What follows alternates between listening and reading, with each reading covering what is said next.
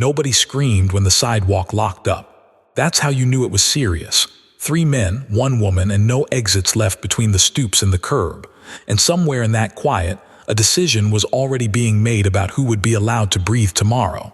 Harlem liked to pretend it was calm back then. Music on the corners, money flowing through hands like water. But calm is just what the streets look like right before somebody tests the wrong boundary. I had already seen it coming. Not the faces, not the day, just the shift. When men stop asking permission and start taking notes on what they think you won't defend, trouble is already walking toward you. By that time, I wasn't standing on corners anymore. I wasn't raising my voice. My name didn't travel loud. It traveled correct. Judges shook my hand. Bankers listened longer than they should have. Men who used to laugh at Harlem now measured their steps when they crossed into it. Not because they liked me, because they understood consequences. That understanding had limits. It always does with new blood. The kid they sent up from Brooklyn didn't know the rhythm, didn't want to learn it either. He mistook restraint for rust. Thought silence meant I was distracted. They let him sniff around the edge of my world, construction routes, loading docks, labor that didn't belong to him. A border meant to teach him patience. He stomped instead. Small things at first. A truck delayed. A runner sent home limping. The kind of noise you make when you want attention but don't yet understand the price list. I sent word. Clean. Respectful, a reminder, not a warning. No answer came back. That told me everything. Men like that only hear volume, and volume gets expensive, so I waited. Because when you wait, people reveal what they're willing to touch. Tuesday afternoons were usually quiet, predictable. That's why they're dangerous. My wife walked those streets without armor. She didn't need it. Harlem had already decided she was off limits. That kind of protection is stronger than guns. But rules only work on men who know they exist. The kid was touring his new playground, drunk on his own echo, 3 shadows behind him to make him feel taller. He saw her step out of a shop, box under her arm, posture straight, unbothered. He knew exactly who she was. That was the point. A smart man would have stepped aside. A smart man would have nodded and kept breathing. He stepped forward instead, blocked her path, smiled like he was doing her a favor. She didn't flinch, didn't hurry, just waited annoyed like someone standing behind a slow elevator. Words were exchanged, sharp ones. He tried to dress disrespect up as conversation. She didn't give him anything to work with. That's when he decided to make it physical, because men who feel small always reach for something they think they can control. His hand closed around her arm, hard. That was the moment the city shifted, even if nobody else felt it yet, because some lines don't bend. They break bones. He leaned in close, too close, breath loud with confidence he hadn't earned, threats wrapped in jokes, promises he wouldn't live long enough to regret. And then he touched her face, slow, deliberate, like he wanted the act remembered more than the words. She didn't scream, didn't plead. She pulled free and looked at him the way you look at a man who just signed something he didn't read. She walked away. He laughed, thought he'd won something. 2 blocks later, she sat in the back seat of the car, hands steady, eyes forward, already deciding how much of the truth I needed to see. By the time she rolled up her sleeve in my study, the room had gone cold. Not angry, focused. I didn't raise my voice, didn't ask twice, just a name. And when she said it, the board rearranged itself. That wasn't business anymore. That was a test of ownership. And somewhere in the city, a man was still laughing, unaware that he'd already stepped into something that doesn't negotiate. Not yet, but soon. When a man crosses a line like that, the city doesn't react right away. It listens. It waits to see if the king still remembers how to answer. I didn't pace, didn't curse the ceiling. Anger makes sloppy men feel brave. I prefer stillness. Stillness makes other people nervous. I told her to go upstairs. Not because I was finished listening, but because what came next wasn't meant for her ears. She warned me, quiet, careful. Reminded me the boy had connections. Italian blood, Italian uncles. The kind of roots that start wars if you pull them wrong. I looked at her and for a moment she saw it. Not rage, decision. Wars are loud. This wasn't going to be loud. I picked up the phone and dialed 1 number. Didn't explain much. Men who work for me don't need speeches. By sundown, Harlem felt it, not panic, awareness. Storefronts closed early, dice games packed up mid-roll, men with nowhere to be suddenly remembered appointments at home. Nobody said my name out loud. They didn't have to. We moved in a car that didn't matter. No shine, no attention. Just four men who understood that tonight wasn't about money. The kid was exactly where he thought he was safest. Back room, cards on the table, laughing too hard. That's always how it looks before gravity kicks in. He was telling the story, bragging, making my wife sound smaller so he could feel larger. The men around him laughed because they didn't know what else to do. Nobody corrects a fool when he's already running downhill. I opened the door myself, didn't rush, didn't scan the room. I looked at him. The sound died instantly. That kind of silence can't be practiced. It arrives on its own. He reached for confidence and came up empty, stood too fast. Hand drifting toward his waistband like muscle memory would save him. I spoke once, just enough. He talked back, because men like that mistake presence for weakness. Then the room filled up behind him. Not chaos, not shouting, just options disappearing. His friends looked away. That's when he knew he was alone. I took the gun from him without hurry, didn't strike him, didn't need to. Pain was scheduled. This was just logistics. We left through the back.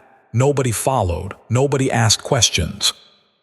Inside the van, he finally understood the shape of his problem, started listing names, promising retaliation he wouldn't be alive to witness. I told the driver where to go, the old place by the water, the one the city forgot on purpose. That's when his voice broke. That's when he realized this wasn't about territory. And as the river air crept through the cracks, he finally asked the right question. Not if he was going to die, but how much of him would be left when it was over. The van kept moving. Part 3. The place by the water never looked the same at night. Buildings don't forget what they were built for. They just wait. The van rolled to a stop, engine ticking like it was counting breaths. Nobody rushed. Rushing makes mistakes permanent. We pulled him out slow, not rough. Rough tells a man what's coming. Uncertainty does the work for you. Inside, the air was old and heavy like secrets that never learned how to leave. Chains hung quiet. Concrete listened. We sat him down where men used to supervise heat hot enough to erase mistakes. He started bargaining again. Roots, percentages, names. I let him talk. That's when I explained it to him, calm enough that he leaned forward to hear me. He hadn't stolen money. He hadn't stepped on a deal. He had reached into my house without knocking. That changes the math. I told him nobody was coming. Not tonight, not tomorrow. Because even his own people understood what he'd touched. That's when the fear turned honest. I didn't raise my hand. Didn't have to. The lesson wasn't about speed. It was about memory. Every sound in that room carried, every second stretched. I made sure he stayed awake long enough to understand why this was happening, long enough to know this wasn't anger, it was correction. When it was finished, there was nothing left for him to threaten anyone with. Not hands, not pride, not a future. I told the men what to do next. No river. Rivers give things back. Somewhere beneath the floor, the past got heavier. We left before dawn. No sirens, no witnesses. By morning, people were already asking questions. By nightfall, they'd stopped. A few days later, I sat across from a man who spoke carefully and stirred his coffee too long. He didn't accuse, didn't demand, he understood. The city adjusted itself, borders settled, noise faded, and Harlem went back to breathing easy. But somewhere, deep under concrete that would never crack, a message stayed buried.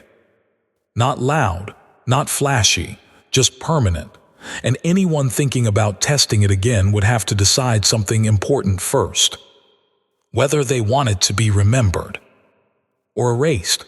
Harlem didn't celebrate after. That's how you know the lesson landed. No rumors dressed up as jokes. No chest-puffing stories told too loud in pool halls, just a quiet correction in posture. Men crossing the street a little wider. Eyes dropping a half-second sooner. That's the aftermath you want. A week passed, then another. The kid's name stopped circulating. Cars got found where they didn't belong. Wallets stayed behind. Stories disagreed with each other, which meant the truth was doing its job. One morning, I sat down in a diner that had seen more deals than funerals. Same booth, Same waitress, different energy. Across from me sat a man who represented a lot of voices but spoke for none of them directly. He didn't ask where the kid went. That would have been disrespectful. He asked if things were settled. I buttered my toast. Slow, deliberate. Told him reckless men don't last long in cities that value order. He nodded, didn't argue, didn't push. Because pushing means volunteering. When he left, the balance held. No retaliation. No noise from Brooklyn. No meetings called in back rooms to address concerns. That silence was agreement. I went back to my routines. Chess in the evenings. Books that required patience. The kind of calm that only exists when boundaries are understood. But here's the part nobody talks about. Power doesn't disappear when it's challenged, it sharpens. Somewhere beyond Harlem, men were paying attention. Younger, smarter than the last one, watching patterns instead of headlines. Men who don't laugh when they hear warnings. Men who don't touch what isn't theirs, they wait. And waiting men are always more dangerous than loud ones. One night, weeks later, I caught my reflection in a window as the car slowed at a red light. Same face, same calm. But the city had changed a notch. Not safer, just tighter. Because when a lesson is taught too well, it doesn't end the game. It raises the stakes. And somewhere out there, someone was already deciding how to test them without leaving fingerprints. That's the thing about respect. Once you prove you'll defend it, absolutely. Every future challenge gets smarter. And the next move, it never comes from where you're looking. The quiet didn't fool me, it never does. Silence after a correction isn't peace, it's planning. Harlem stayed in line, but the edges of the map started whispering, not with threats, with curiosity. Men stopped testing borders with force. They tested them with favors, introductions, requests that sounded harmless if you didn't know how traps were built. I declined most of them. That alone told them I was still watching. Then one afternoon, a message reached me without using a phone. That's how I knew it mattered. No names, no signatures, just a quiet suggestion passed through two mouths that trusted me enough not to lie. Someone new was asking questions, not about territory, about loyalty. That's a different kind of danger. They weren't loud, they weren't young. They didn't make the mistake of stepping into Harlem to announce themselves. They stayed outside, counting reactions, measuring how fast the city adjusted when pressure shifted. That told me they weren't interested in replacing me. They wanted to understand me, and men who want to understand you are deciding whether you're an obstacle or a blueprint. I sat with that thought longer than most would, because the next threat never looks like the last one. The butcher had been crude, emotional, easy. This felt patient. I moved a few pieces quietly, changed nothing obvious, just enough to see who noticed. Someone did. A shipment rerouted itself without being told. A conversation ended before it began. A man I trusted hesitated where he never had before. That hesitation was the tell, not betrayal, not yet, but consideration. And consideration is where loyalties start to slip. That night I stared at the board longer than usual, didn't make a move, because sometimes the smartest thing a king can do is let the other player believe it's their turn. Somewhere beyond the streets I protected, a new mind was working through the same problem from the opposite angle, and sooner or later, those two lines were going to cross. When they did, only one of us would still be seeing the whole board. I let the board sit overnight. That's not hesitation, that's pressure. By morning, the city had made its next confession. A runner missed a check-in by 7 minutes. 7 minutes is nothing to civilians. In my world, it's a confession whispered instead of spoken. I didn't call him. I sent someone else to pass by his block. He was there, breathing, eyes working too fast. Fear had moved in, but it hadn't unpacked yet. That told me he'd been spoken to, not bought. Someone had leaned close and suggested possibilities. The most dangerous kind of offer. I didn't correct him. Not yet. You never pull a thread until you know what it's attached to. By afternoon, another signal came through. A man who'd been loyal since before loyalty had a price suddenly needed reassurance. Not money, direction. That's when I understood the shape of it. This wasn't a challenge from the outside. It was an attempt to hollow the room without knocking down the walls. Smart, You don't attack the king. You make the throne uncomfortable. I adjusted, quietly. A favor repaid earlier than expected.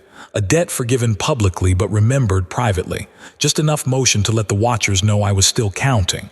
That evening I took a longer route home, not to be safe, to be seen. Cars slowed when they noticed. Conversations cut themselves short. That's how you remind people that presence is still power. But the other mind out there didn't react, didn't flinch, which meant he was confident or patient enough to wait for me to blink. Back in my study, I poured a drink and didn't touch it. The room felt crowded without anyone in it. This was no butcher. No loud fool reaching for what wasn't his. This was someone who believed time belonged to him, and men who think time is on their side are willing to let other people bleed first. I finally moved a piece, just one. A name got spoken where it hadn't before, soft, careful. By midnight, I knew it had reached the right ears, because somewhere across the city a decision was being reconsidered, not abandoned, reconsidered. That's the moment when games turn dangerous again. When nobody is sure who's ahead anymore, and the next mistake, it wouldn't be loud, it would look like loyalty. Loyalty wears disguises. Sometimes it shows up early, sometimes it arrives late, sometimes it smiles and asks how your family's doing. The man I named didn't panic. That confirmed my suspicion. He didn't run, didn't overcorrect, just adjusted his tone when he spoke to people who mattered. That's when you know you've touched the edge of something organized. I let 2 days pass, then 3. No sudden moves, no punishments, because if you strike too fast, you only hit what's visible. On the 4th night, a meeting happened without my permission. That's not betrayal, that's ambition trying on a suit. I heard about it before the chairs cooled. 6 men, neutral room, carefully chosen words. Nobody mentioned my name. That's the most disrespectful part. They talked about the future, about efficiency, about how things might run smoother if certain pressures eased. Pressure, that's what they called me. I didn't interrupt the meeting, didn't send a message. I sent a reminder instead. A debt from years back got collected by the book. No violence, no threats, just accuracy. The kind that makes men sit back and recalculate what they thought they knew. By morning, one of the 6 had decided he was never part of that conversation to begin with. By evening, another was quietly asking for reassurance. That left 4. 4 is a dangerous number. It feels like stability. I met one of them alone. Neutral ground, public enough to discourage stupidity. He talked too much. That's how I knew he was scared. He asked if I was tired, if I ever thought about stepping back. I told him the truth. I don't step back. I step aside only when the floor is mine. He nodded, smiled. And that's when I knew he'd already chosen his side, because men who smile at the wrong moment are rehearsing. That night I didn't go home right away. I walked a few blocks instead, listened. Harlem still breathed the same, but the air had shifted again. Somebody out there believed the crown was heavier than it looked, believed they could hold it longer. They were wrong, but the correction wouldn't come tonight or tomorrow, because the most effective lesson isn't delivered in anger. It's delivered when the student believes they're about to win. And somewhere not far from where the music played and the lights stayed on late, a man was already celebrating a future he hadn't earned. I let him, for now. Celebration makes people careless. That's the gift they give you when they think the hard part is over. The man throwing smiles around town started changing his routine. Later nights. New faces at his table. A little extra volume in his laugh. He wanted witnesses. That's always a mistake. I didn't touch him, didn't even look in his direction. I touched everything around him instead. A delivery arrived short. A phone call didn't get returned. A door that used to open on the first knock suddenly needed credentials. Nothing dramatic, just friction. By the 3rd day, he was irritated. By the 5th, he was suspicious. By the 7th, he was alone. That's when he finally asked for a meeting. Not demanded, asked. We sat across from each other with coffee neither of us planned to finish. He talked about respect, about legacy, about how the city was changing. I let him talk until he said something he couldn't take back. He said the word transition. That's the word men use when they want your seat but don't want your shadow. I told him I agreed. The city was changing, and then I asked him one question. Who do you think holds it together when you pull me out? He didn't answer fast enough. That hesitation was all I needed. I stood up first, left the money for both cups. Didn't threaten him. Threats are invitations. 2 nights later, the real move came. Not against me. Against someone I'd protected for years. That's how you know it's desperation, not strategy. By morning, the city understood what line had been crossed. This time, I didn't wait. Because when a man mistakes patience for permission twice, the third lesson has to be permanent. And somewhere in Harlem, doors were locking again. Music was cutting off mid-song. Men were remembering appointments at home. The board was about to clear itself. And the man who thought he was next in line was about to learn something simple. You don't replace a king by moving faster. You replace him only if he lets you, and I never do. When the music stops twice in the same month, people stop pretending it's coincidence. The man who'd been protected got hit clean, not sloppy, not loud, just enough to remind everyone that protection has limits when you force a hand. That was the mistake. You don't attack my circle to prove strength. You do it because you're running out of ideas. By noon, the city was already correcting itself without being told. Phones ringing less. Meetings canceled. Men choosing caution over curiosity. I didn't call a council. Didn't summon anyone. I summoned absence. A few doors stayed closed to the wrong people. A few faces stopped getting invited into rooms they once belonged in. Power doesn't always remove you. Sometimes it just forgets you exist. The man at the center of it felt that shift immediately. His calls got answered slower. Then not at all. That night he moved again. Bad move. He tried to secure allies openly. That's what men do when the quiet scares them. By the time he realized every name he reached for had already checked with me, it was too late to pretend. I didn't go to him. I sent someone he trusted, not to threaten, to listen. What came back wasn't confidence. It was panic wrapped in ambition. He was ready to run or fight. Either way, he was finished. I finally spoke his name out loud. That's the moment the city locked in. Because once a name leaves my mouth like that, it doesn't float, it sinks. Where he went after that didn't matter. He wasn't mine anymore. The people around him understood before he did. They started distancing, backing away from conversations, letting calls go unanswered. By dawn, he was already a memory trying to stay solid. But memories fade fast when nobody repeats them. The board reset itself without a single shot fired. That's the difference between noise and control. And as Harlem exhaled again, I knew something important. This wasn't the last time someone would try to be clever. It never is. But it reminded everyone watching from the edges of the map. You don't survive by touching what I love. You don't rise by erasing what I built. And if you think patience means weakness, you haven't been paying attention long enough. The next move is already waiting. Part 10. He settled, but I didn't. That's another thing people misunderstand. When the board clears, you don't relax. You look for the hand that never showed itself. The man who ran, he wasn't the end of it, he was proof. Proof that someone had been whispering longer than I'd allowed for. Someone patient enough to let other men burn just to study the smoke. Weeks passed. Too clean, too orderly. No revenge, no probing, no sudden displays of defiance. That kind of discipline doesn't come from fear. It comes from planning. I started seeing the pattern in reverse. Old conversations that ended too neatly. Favors that came too easy. Men who'd stayed neutral a little too perfectly. That's when I realized something uncomfortable. This wasn't about Harlem. Harlem was leverage. The real play was influence, courts, contracts, men in suits who didn't bleed when things went wrong. Someone was building a version of the city where muscle didn't matter as much as signatures. That doesn't replace me overnight, but it outlives me if I ignore it. I sat with that longer than I wanted to, because power you can see is manageable. Power that hides behind paperwork is a different animal. One night, a file crossed my desk that shouldn't have existed. Too detailed, too accurate. Someone had been studying me the way I study others, not to challenge me, to plan around me. I closed the folder and didn't call anyone. Because now I understood the next phase. This wasn't about crushing a rival.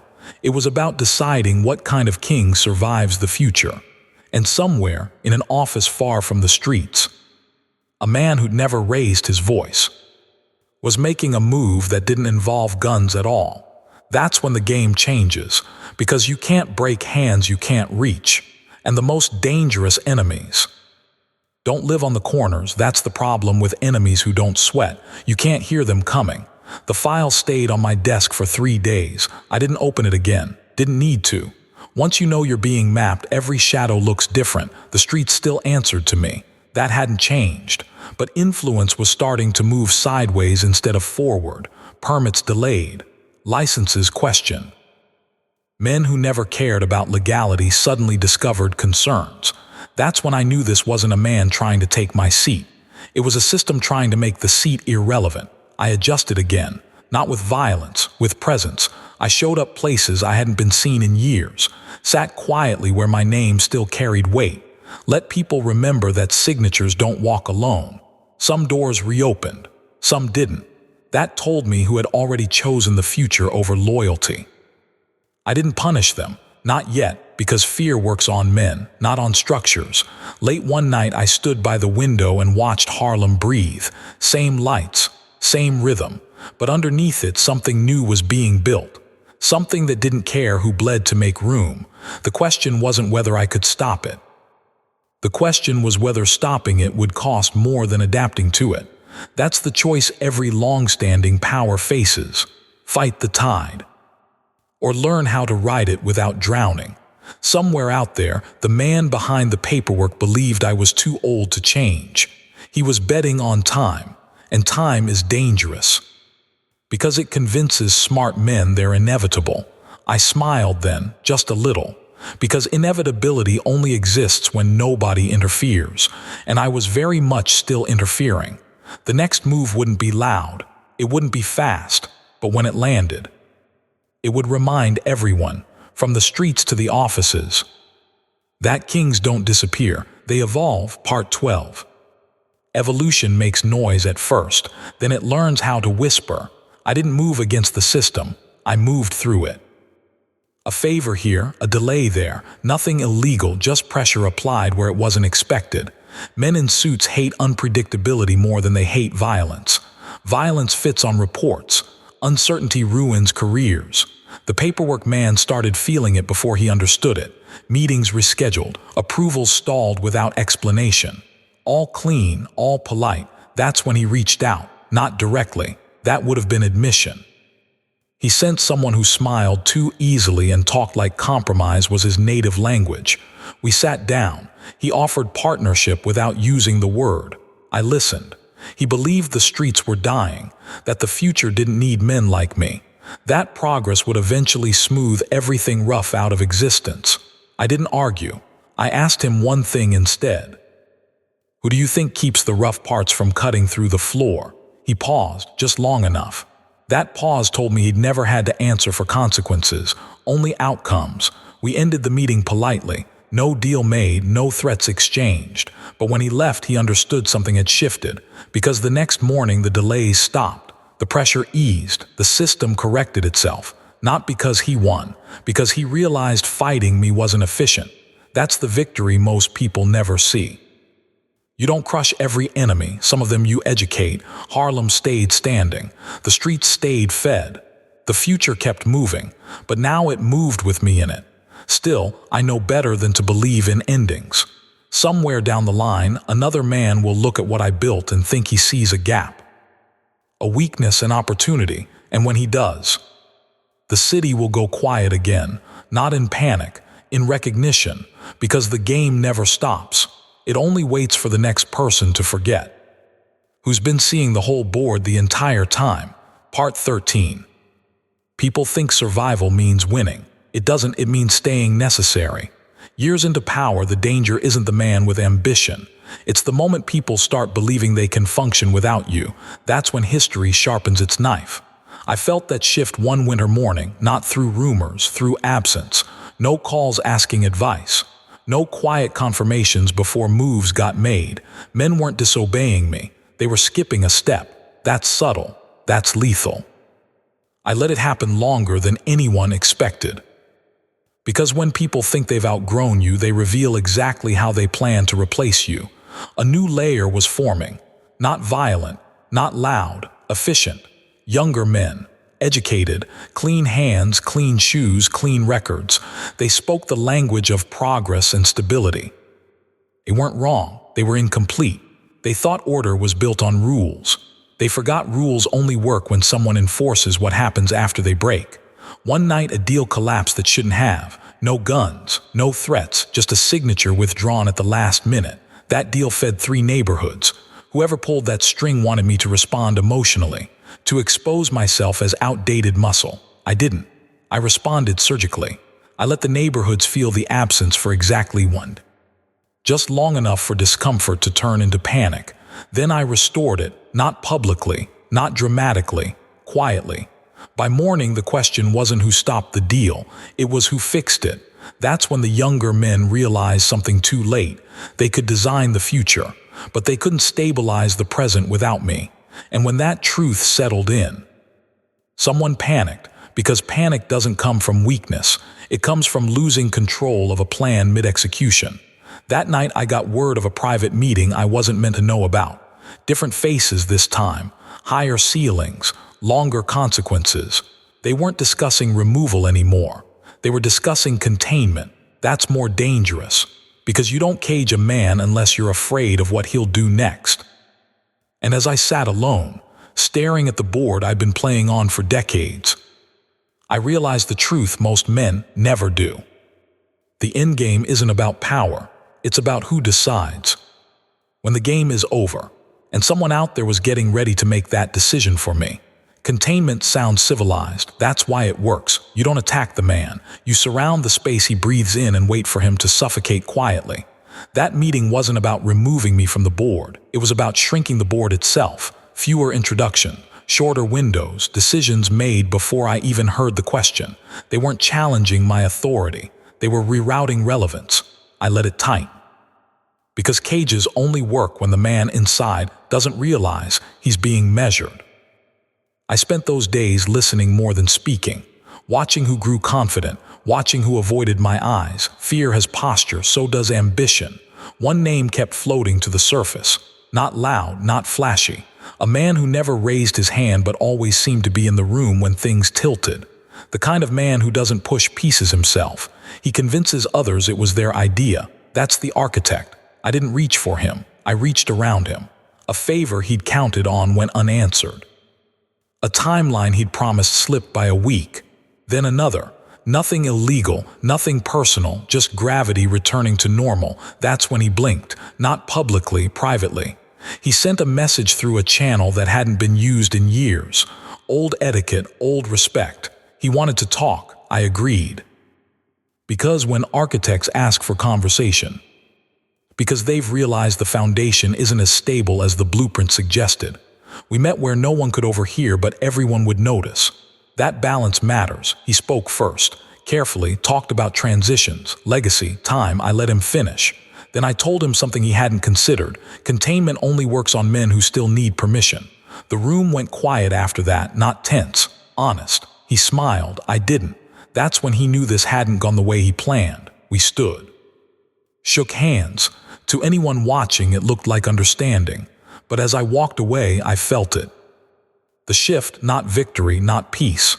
A recalculation, because now he knew I saw him, and he knew I wasn't interested in being managed. That's a dangerous place to leave a man like that, because the next move won't be paperwork.